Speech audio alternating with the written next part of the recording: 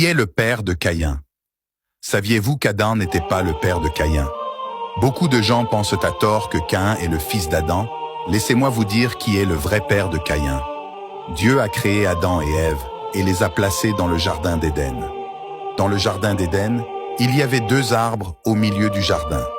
L'un était l'arbre de vie et l'autre était l'arbre de la connaissance du bien et du mal. L'homme vivrait par l'arbre de vie, mais il ne devait pas toucher à l'autre arbre, sous peine de mourir.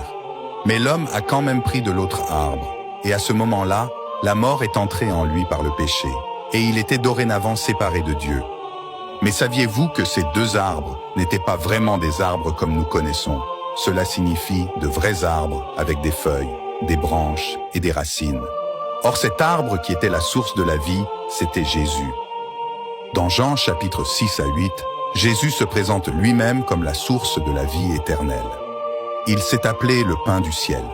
Il a parlé de se donner lui-même, et il a dit que si un homme mangeait de lui, il ne mourrait jamais. Il a proclamé qu'il connaissait Abraham, et qu'avant Abraham, il était. Il s'est montré comme le grand je suis. Il est le pain de vie, la source de vie, l'éternel, l'arbre de vie. Il était là-bas en Éden au milieu du jardin, tout comme il sera au milieu du paradis de Dieu. Bien, si l'arbre de vie est une personne, l'arbre de la connaissance du bien et du mal est aussi une personne. Il ne peut pas en être autrement.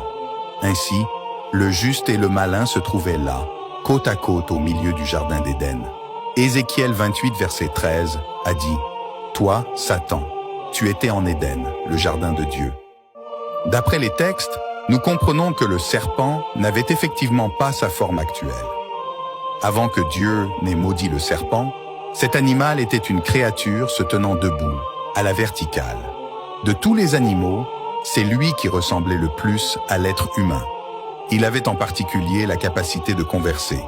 Ainsi, cette créature était même si ressemblante à l'être humain qu'elle réussit à séduire la femme, et sa semence se mélangea à celle de la femme, qui devint enceinte. Il sera condamné à ramper sur son ventre, ce qui laisse supposer que son moyen de déplacement était autre.